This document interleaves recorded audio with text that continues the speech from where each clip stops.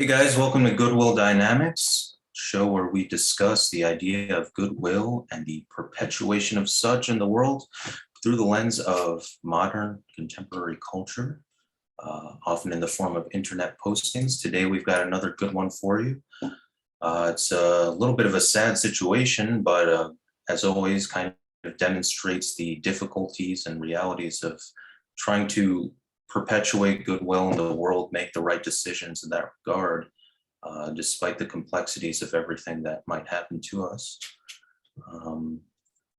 So, Adam, do you want to go ahead and read that post for us, and we'll be on our way? You bet.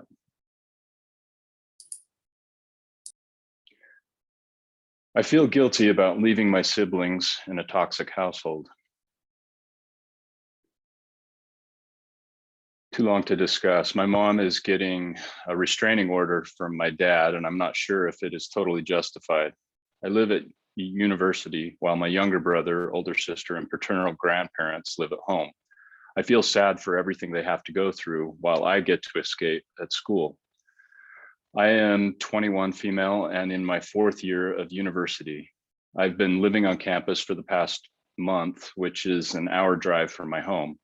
At home is my younger brother, 15, male, older sister, 23, female, my mom, dad, and grandparents from my dad's side.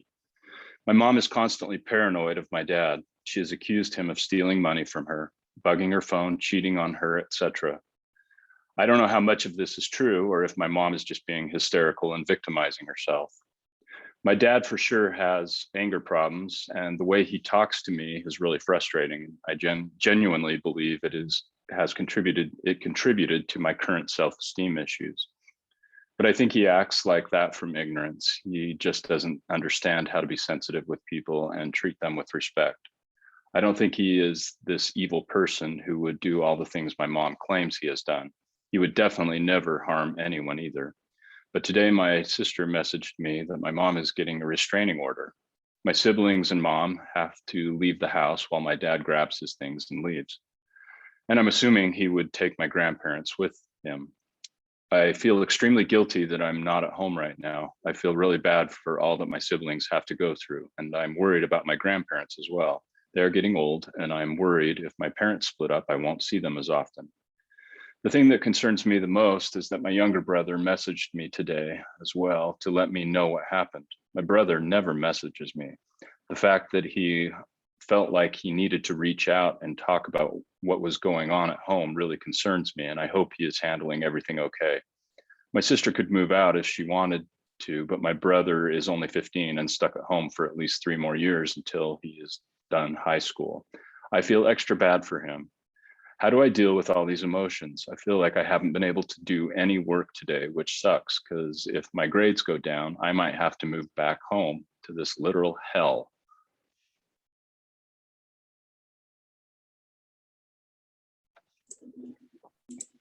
Okay, well, it's quite the situation. So we're here to discuss it today. My name is Nick.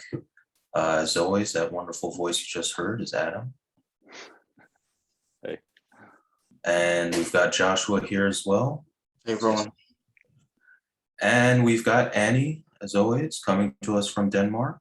Say hi, Annie. Hi. All right, so what do people think about this one? This is quite the situation. A lot of tension, a lot of disharmony. What do you guys think? How do we address this?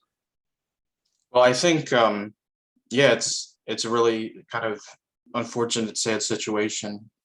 One thing that leaps out to me, a principle, is the mother might be overly paranoid, but if the father's a very sort of angry person, even if he's not gonna like hit somebody or whatever, that anger released on somebody, the mother seems like she's very sensitive emotionally, and so having that kind of anger around or directed at her probably,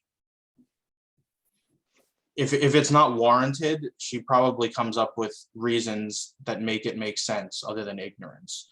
Like, oh, he's angry because he doesn't like me and he's cheating on me, or he's stealing money at me, that's why he treats me so bad, or other things. But just the emotional quality, like, it's sort of the opposite of goodwill. When you're directing negative emotions out there in people's environment or at them specifically, their thoughts will go towards more negative things or reasons to justify that or whatever. Whereas if you're directing goodwill to people or being kind and or loving towards people, they're more likely to reciprocate back to you and also have a better outlook on things and the situation in general. Yeah. There's a lot to unpack here too, right? I mean, she's clearly ambivalent about it. She's aware that her mother may be overreacting, but at the same time, she acknowledges that there may be issues with her father. But it's curious that this is all, if her younger brother's 15 and let's see, her older sister is 23, right? So the parents have been together for at least 23 years, it sounds like. Mhm. And suddenly, mom's calling for a restraining order. I'm wondering if, she's ever done this before, or if this is just kind of hit ahead where now they're in this point of tension. But, to address this girl's issues of being away at college, that's a difficult one. You can certainly empathize with her feelings. And so, hopefully she can get to a place where if she's comfortable with whatever decision she makes, and there may not be a right or wrong decision. Obviously she knows better than anybody exactly what the situation is, but I'm not sure, the point would be to move ahead regardless, move down whichever path she chooses. It's hard to see her sacrificing her studies, which, she's certainly entitled to, but sometimes family duty is important too. So Yeah, I'd say she probably needs to keep her head above water here, proverbially. Like, she can't let herself get brought down by the situation. Work on what you have to do in college. Get through that, get your own life stable, and then you'll be in a better position to help your brother or anybody else in the future. And if you can do something now, reaching out and talking, that's not going to totally consume you and, prevent you from getting work done and so forth, then go for it by all means. But, so what are some things that she might be able to do now with that wouldn't, derail her college? Well, I mean, there's basic things, keeping in regular contact, but she has to be able to maintain her own focus and motivation, because, at this point, she's still ambivalent about, maybe I should go back there, maybe I need to focus on this. And so, she needs to find a way to clarify her motivation, right, to stay in college, in order to stay in contact with her family to an extent that might be helpful to them, but still do what she has to do. I think,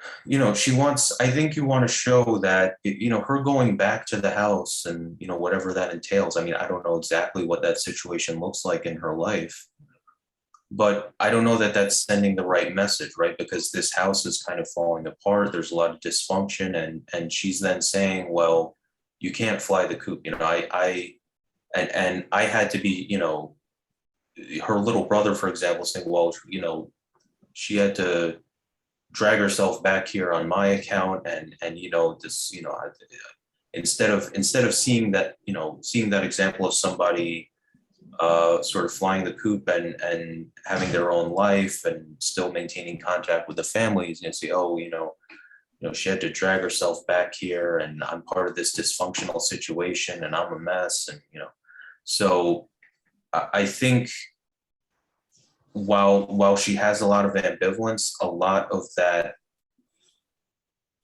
ambivalence, what those feelings have in common, contradictory as they may be, as far as, do I support mom or dad, or what do I think about this aspect or that aspect? What's largely in common there is from the right angle, if she thinks the right thoughts about it, what's largely in common to all those feelings is that there's an urgency to move forward, right?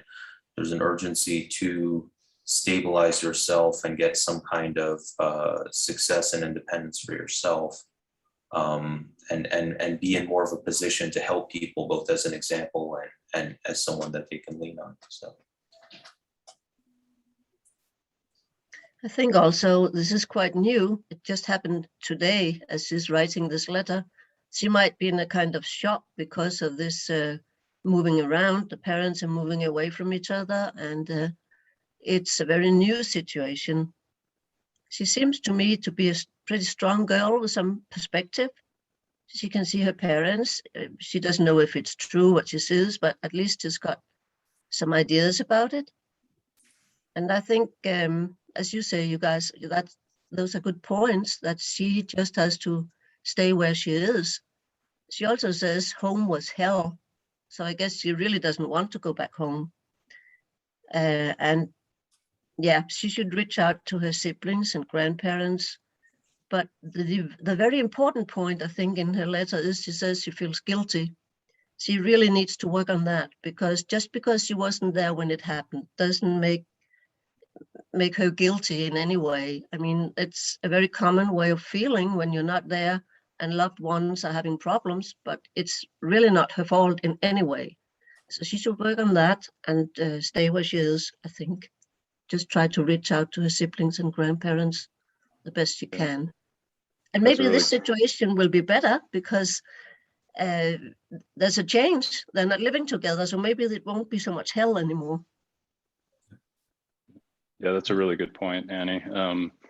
And like we've said, the brother reaching out to her, I mean, that's a real opportunity. So if you want to look for the goodwill opportunity, she can make a real connection with him now, right? And be supportive, and just keep, pushing the communication that way. And then, like you said, try and contact the grandparents and the older sister as well. And the parents certainly deserve some contact too, if she feels inclined that way. But I think there's a real opportunity with her younger brother, where he's probably the most vulnerable in all of this. Yeah, the guilt thing is important, because people that are pretty conscientious can have an issue where they feel guilty about things that aren't really their fault. And yeah, I mean, it's tough. How do you get over that?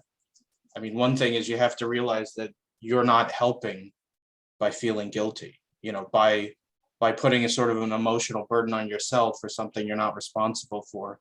You're diminishing your ability to help others, or to be good, and or just uplift people with a positive attitude. And yeah, so I think looking at it that way can help her. Because that was, I guess, the main question, is how does she deal with these emotions? And if the primary thing she's dealing with is guilt, then just looking at it logically, I mean, it's like, you didn't create the situation. You didn't force your parents to marry. You're a product of it. And yeah, so that was a great point about guilt, Amy. Yeah. Well, guilt, it's like, it makes you a victim of your own desire to control the situation in a way.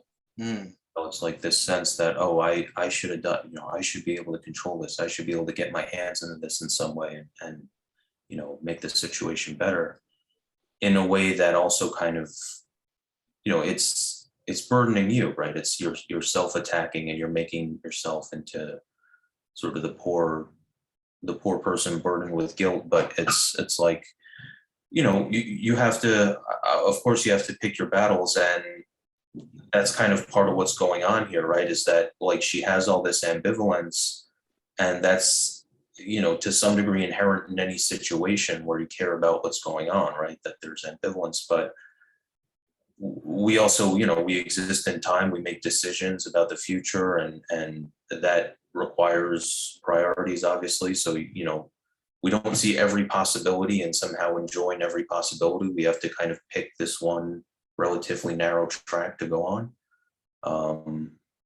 So it seems to me that like a lot of, like I was sort of saying, a lot of this ambivalence still reduces down to the need for her to progress individually. And I think she helps the family more that way. And it's much more of a clear-cut plan than anything else that she's likely to do. Yeah, both her mother and father seem like they're unstable in certain ways, different ways. So her working on herself to be grounded and stable, not paranoid or hysterical, not overly harsh and angry. Yeah, that's sort of a spiritual way of leading forward. But what you said about taking a funny thing occurred to me. The idea of you act like you're in control of everything and then feel guilty when, if something goes wrong. This comedian, I was listening to his podcast he was on years ago, Kurt Metzger, was talking about like, yeah, one weekend, I was like, this Israeli-Palestinian conflict, I'm just going to sit down and figure this thing out this weekend. And of course he didn't by the end of the weekend, but it was just the idea. Yeah, I'm going to figure this thing out right here. I've got to handle it. So you can lack for too much ambivalence. You could be too decisive.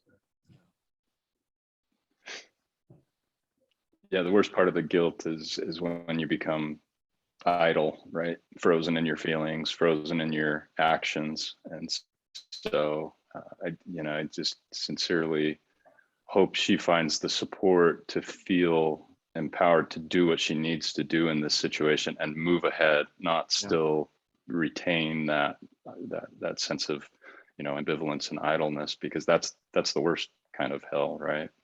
Yeah, to her I'd say, feel like you're worthy. You deserve some stability. It's not just all you deserve it. I mean, you may think from your family, like subconsciously, like, oh, I need to help other people because they're dysfunctional, they're messing things up. But think about helping yourself, and that's something you actually deserve. And then you won't feel guilty when you're in a better situation. Yeah, well, immolating your own life to try to help your family, and for in a way that's frankly seems unclear, it's just sending a message to your family, or reinforcing the message that you're kind of expendable as an individual, right? So it's ultimately probably not the best message to send.